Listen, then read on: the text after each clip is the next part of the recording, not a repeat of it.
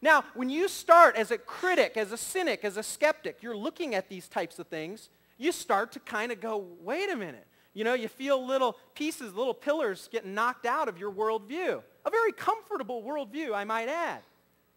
I looked at these subsystems inherent in us, right? Our organs. We talked about the eye.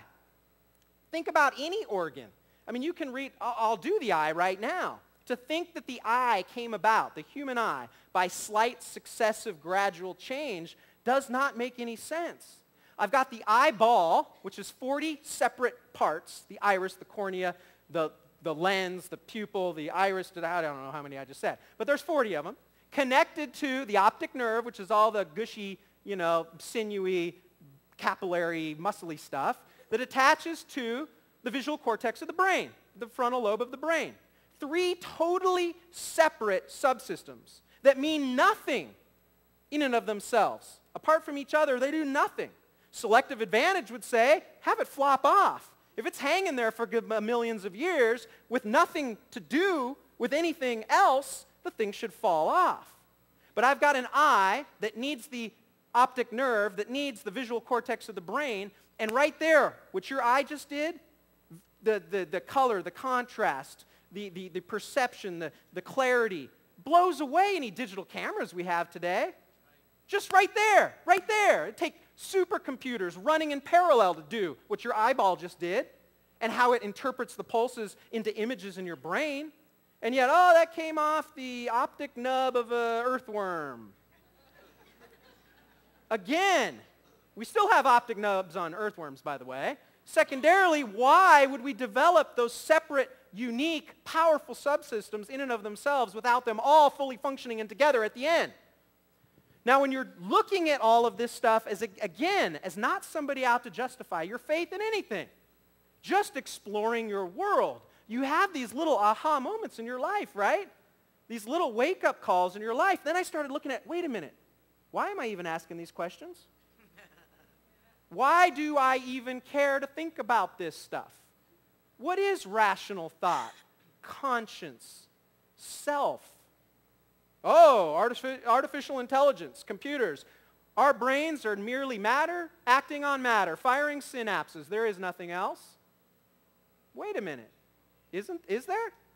Matter acting on matter, firing synapses? Would a computer ever ask, why am I here? Would a computer ever ask, where am I going when I fry out? Does a computer ask, who am I? I don't think artificial intelligence will ever get to be the human mind. How can it?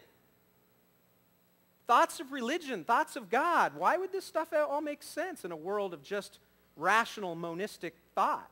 What I mean by monistic is mainstream science today says it's just a brain. There's no mind.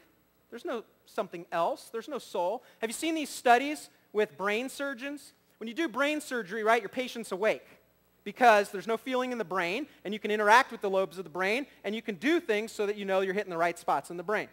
And you see these reports of these neural surgeons that are sitting there, and you got somebody on and they're talking to them, and they're doing different things, and they can actually put a clamp on a part of the brain where they just start going like this. You know, right? And I can get you to do that. Why? Because that is connected to my neurological response system. There is something in there that is connected to the lobe, the matter, the neural reflexes. But then that neural surgeon will say what? Right there on the patient, now stop your arm from doing that. And they'll watch as these patients with the other arm are coming over, you know, to try and hold their arm down. Now, you want to see some neurosurgeons that are getting lit up for God? Any of these neurosurgeons that have gone through at least 100 of these surgeries are writing on the profound nature of this. There is duality. There's difference between mind and brain. There's something ethereal. There's something else. What is that little standard in us that says, you know, the little angel and, you know, the devil and the angel on one side that say, you know, do this, no, do that. What's the standard up the middle that's even having us go through that exercise? What's written on all of our hearts? Where did that come from? Social evolution? That makes no sense. Evolution would say, you know, I'm bigger than you and you got more money than me. I'll thump you over the head at the watering hole, steal your wife, steal your, you know. It makes no sense that I would care about doing the right thing. Altruism, love. Where does that stuff come from? Well, you got to, you know, propagate the race and you got to do that. I don't need to do, I can do that on inside. I don't have to, where's love? What is that? All right, guys. I went through this whole series of my journey and I came to a conclusion. Something did this. It did not do itself. See, all worldviews start at one point. Something did all of this, or this did itself. Origin of cosmos, origin of life from a rock, origin of mind, human rationality, origin of human. I don't care. All of those things require a worldview decision. Something did it or it did itself. And I got to a place in my journey where, guess what? It took a lot more faith to think that it did itself than something did this.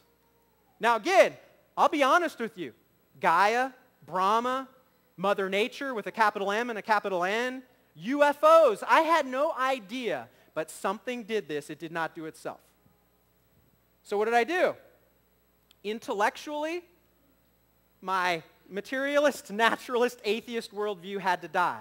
To be honest with myself, I had to move forward and investigate what this something was that did all of this that I see. That's where I was in my journey, you guys. So what have the thinkers of the last 5,000 years done with this question? Surely they've looked at it. This is where I was. I started reading the history books and the philosophy books. I read about the ancient civilizations, the ancient cultures. And guess what? I started reading the so-called holy books. I was reading everything. Because again, I was just in this kind of stream of consciousness awakening. So I was reading Plato alongside Confucius, alongside the perennial bestseller of all time, the Bible. My ego said, gosh, I've never read the perennial bestseller of all time cover to cover. I better do that just as an intellectual exercise. Because everybody says they've read the Bible, but have we really read the Bible, Pastor? Not you, but you know, your wake-up call to us this morning. Yes. Yeah. The wake-up call this morning is, right, we are so willing to read so many things cover to cover, but have we read the Bible cover to cover? I read it as an intellectual skeptic. Now, the crazy first thing that I discovered was, this isn't some holy book. It's not some moral guide for living. I thought it was just some book. No, it's 66 separate ancient texts written by 40 different authors over about 1,500 years. I had no clue. Nobody told me that. I thought it was just some book to keep you in line, you know? Nobody told me there was history. The people, the places, the events, the treaties, the foreign intrigue, the wars. I mean, I loved it. Nobody told me that. The history was absolutely tight. And then I realized something else. When you read that book as an intellectual skeptic, or that series of books as an intellectual skeptic from cover to cover, from Genesis to Revelation, guess what else? It is absolutely tight. It is phenomenal when you look at its structure, the models, the types, the codes, the prophecies, the insights, the story itself. You can't do that if you put us all in rooms today with computers. You couldn't manipulate this. It really is that profound.